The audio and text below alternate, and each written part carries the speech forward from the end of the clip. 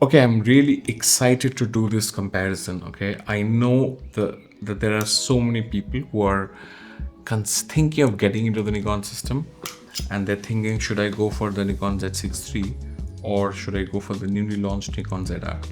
Because the ZR has brought Nikon into limelight, into news more than any other camera has. So the red branding has done very well for Nikon. As a result, a lot of people are now confused. They're very inspired, but they're also confused. Now, luckily, I happen to have the Nikon Z6 III for some time. I own this camera since launch last year. Oops.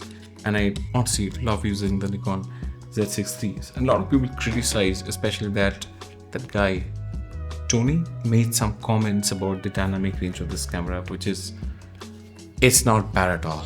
Maybe theoretically it's behind some other cameras by about half a stop, but it's by no means this is a compromised camera at all. Because what you get is a very good speed rating on the sensor. When you shoot video, the Nikon ZR all video formats are below 10 ms, which is, you do not have any other camera that does it. Especially when you get 15 plus stops of dynamic range. That's how good the Nikon ZR is, and that's how good the sensor is. I never doubted the Nikon Z6 III. I have had a fantastic experience with it. It's photography or video on the Nikon Z6 III. But after the launch of the ZR, it has become a bit complicated. The first thing that I want to talk to you about is because the ZR is a video-centric camera, I'm going to talk about video first. So 60%, 70% of this video is going to be about video performance. 30% is going to be about, maybe I'll touch on photography a bit. Now, video quality. Everyone is talking about the Red RAW. Now that's a 12-bit. You have to shoot in 6K if you want to get the best quality, because you're already shooting in RAW. It's a heavy file to begin with, so why won't you take the most out of that? 6K30 is about, I think, 970 or 900 something Mbps. I think it's megabits per second, not byte. Megabits per second. That's the kind of bit rate you get out of a Nikon ZR and also the Z6 III for 12-bit NRAW. So the output, everyone is focusing on the RAW. My focus therefore went to the H.265 10-bit photo because that's going to be more everyday, the more useful, right? And I've seen some people criticize about, oh, Nikon doesn't give you 10-bit photo 2 in, let's say, XAVC or H.265 or H.264. What you get is the 10-bit 420 file. And I can tell you that the Nikon Z6 III file was good, but somehow the Nikon ZR file for 6K30 10-bit H.265 420 looks better. I feel as if the colors are richer, the file is cleaner, but there is no noise reduction that makes the file, the detail look mushy. The image looks sharp and full of detail, but at the same time, it looks clean. It actually looks cleaner with more detail. So it is a significant improvement, especially when you see the hair shot, right? You can see the difference in the detail in the hair. This is a significant difference for the Nikon ZR. So I can tell you that if you already have the Z6 III and you're primarily a video shooter, and if you want to shoot in 10-bit 420, the Nikon ZR is better, hands down, like significantly, noticeably better. Now let's talk about the NRAW files. I think the NRAW in both the files very similar. However, there is a tweak in color. I feel that the color output of the Nikon ZR is slightly better, and even the level of grain, the amount of grain on the Nikon ZR, even on the NRAW, is actually, I felt that it's actually lesser than what you get on Z6 III. So again, the RAW is slightly cleaner. I don't think the Nikon ZR is suppressing grain by using noise reduction. I don't see that. What I see is that at a hardware level, it's processing the output from the sensor much better, so therefore you're getting a cleaner and yet a more detailed image, meaning the noise has been taken care of, but at the same time you get not a mushy image but a more detailed image. So that's another thing for the Nikon ZR. The Red RAW is not just about RAW, it's about color, it's about how it plays, the fact that you can go and just choose from the drop down and change your ISO almost natively in post. So it doesn't matter whether you're shooting at 800 or, it does matter, you should shoot at 800 if you can on both the Z6 III and the Nikon ZR. But the fact that with Red RAW you can actually shoot at 1600 ISO and come down to 800 ISO in post by just choosing a value from the drop down.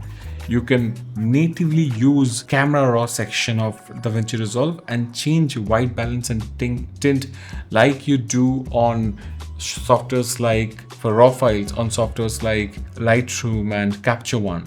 The skin tones are richer on the Nikon Z6. It's not as magenta. I like magenta at times, but a touch of it. Not like, I don't want the person to look magenta. I want the skin to bloom and look alive. So I want that nice magenta touch, but I don't want it to be overdone ever. And that's what this camera is able to do very well. The Nikon Z6, the skin color reproduction is fantastic. That's one. Secondly, the autofocus. The autofocus is actually, especially in touch tracking in video, not photo, the autofocus is actually better on the Nikon Z6 because not because it's faster. It is not faster. It's also not more accurate. They're both equally accurate. It's just the focus transition happens more smoothly on the Nikon Z6. For example, on the Z6III, if you touch on the screen and the focus point moves from here to here, what's going to happen is it's going to go there and then hunt, pulse once, and then settle on the focus point. With the Z6, that problem, that niggle is not there anymore. It slowly, gradually moves focus to that intended point and stays there. It doesn't jump around. So it's a bit more confident and sure autofocus that I see from the Nikon Z6. So that's a big win. Plus, it has for video a multifunctional digital hot shoe mounted on this camera for the first time. So the cap on this camera body is also different, not the usual Nikon cap. It's far more rubberized, feels more protected. Nikon is trying to really save what's inside this hot shoe. But the thing is, I don't have a lot of these hot shoe covers lying around. So if I lose this is going to be a problem. I don't know whether they can buy it. And from what I know from the Canon experience, I was hearing about it last year. I think if we lose the R5 to, I think the R1 hot shoe cover, it's expensive. We have to pay some hundreds of dollars for that. So that's bad. I'm very happy that you have 32-bit float in this camera, and I don't even have to use XLR cable to get to that. I can just use a mic, normal, whatever mic I like, and use the 3.5mm jack. It's just nice. The audio is nicer, fuller, just cleaner overall. I've tested the performance on the Nikon Z6. I can tell you that the audio is really clean and really good. Of course, you know about red raw, so that's another advantage in favor of the Nikon Z6. So far I've only seen that the Nikon Z6 wins just by sheer quality of delivery. But if I look at the body overall, this feels like a more friendly body to use because of the grip. Also, the battery compartment is here, the cards are here, and they're proper full-size dual cards. So they're like, it feels a bit more professional to use the Nikon Z6, and you don't have to rig out necessarily if you're just shooting normally. On the Nikon Z6III, I do have a cage. I have that cage lying there, but I'm not using it because I'm not really turning this into a dedicated film camera because it can do, which is where its strengths are. It can do photography very well, 20 frames a second. Let me tell you one thing. If you're using that Z8 for photography, and if you need to do high-speed photography, let's say liquid photography, right? So your shutter speed will have to be ideally above 1250, ideally more than that, but realistically should be around 2000. And in that situation, you have to use very high flash power and you have to use high-speed sync. But if you go higher than 800 shutter speed, what's going to happen is on the Z8, I'm going to see some flicker and some banding on the current line of Godox flashes, except for one model. I think it's Godox 1. I forgot exactly what that model name is. Except for that one speed light, which is stronger because it's a newer generation speed light. I have problem with a non-mechanical shutter there, but on the Z6III, we have the mechanical shutter.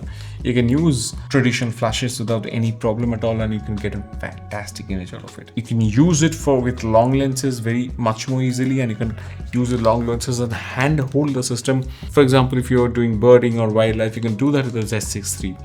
You have an amazing viewfinder, just like you've got a great screen here on the Z6 that tells you that this is for video making and this is how you should use it. Maybe occasion photography is fine. The design tells you that this has got the best Nikon EVF. in its lineup, right? 5.79, I think, million dots EVF and 4000 nits brightness, and same quality of display, same DCI P3 display, fantastic high quality display. The Nikon Z6 is designed to be used with an EVF and to be used with large lenses when you need mechanical shutter, but also for video because it's got everything, almost everything the Nikon Z6 has. Just the Nikon Z6 is just rounded off, no rough edges, and nicely done. Just the right thing that you need for video. The Nikon Z6III is no slouch. So here is what I think. If you already have a camera which is from the Nikon system and it's doing great for photography, go for the Nikon Z6. If you fancy the Nikon Z6 for video. If you're someone who's really undecided about what genre of photography to do, but you think cinema is something for me, but you don't want to just let go of photography as well, you don't want to let go of using large lenses with a nice full-sized full body with a fantastic EVF and everything, lots of custom buttons, that full camera experience, go for the Nikon Z6III. Honestly, because the Nikon Z6III is a more compact, more complete camera, more tailor-made for someone who is not sort of going to put resources on one single camera for a special kind of job.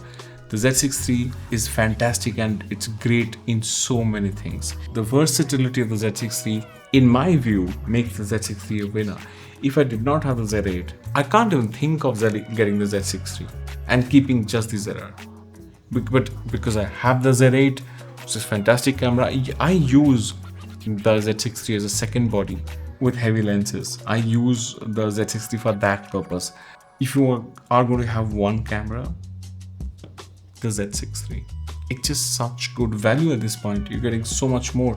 And by the way, you can actually color match the Z6III files with the Nikon ZR, except for H.265. I think the raw files on the Z6III, ProRes files from the Z6III can be, with some tweaking, some small tweaking, can be matched to the ZR. Yes, it will not reach the red raw level, but it's going to come very, very close. Like I said, autofocus, both these cameras are really good, but the Nikon Z6 is sort of tailor-made for video autofocus. The Z6III is fast, frantic, it wants to find a new subject every other second.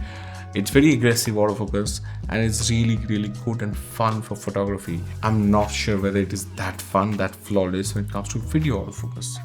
So let me know what you think. Let me know if you want to do another video comparing these two cameras, or should I actually compare the Nikon Z6 and the Z8 and see how that performs with the Nikon Z6, especially on video. So this is going to be an exciting conversation, guys. Subscribe to the channel. I'm going to see you soon, and I'm going to see you soon with a lot more interesting videos and really fresh perspectives, real world, real, no faff. And I don't want to bias you. I want you to choose right. So yeah, and I wanted to have an honest dialogue and conversation with me. I would like you to take membership of this channel because it matters a lot to me. So if you subscribe to the channel and like the video and join as a member, you're going to have really, really interesting stuff. I'm going to see you soon with another one very soon. Let me know what other video you want to see about the ZR. I'm going to give you answers. See you.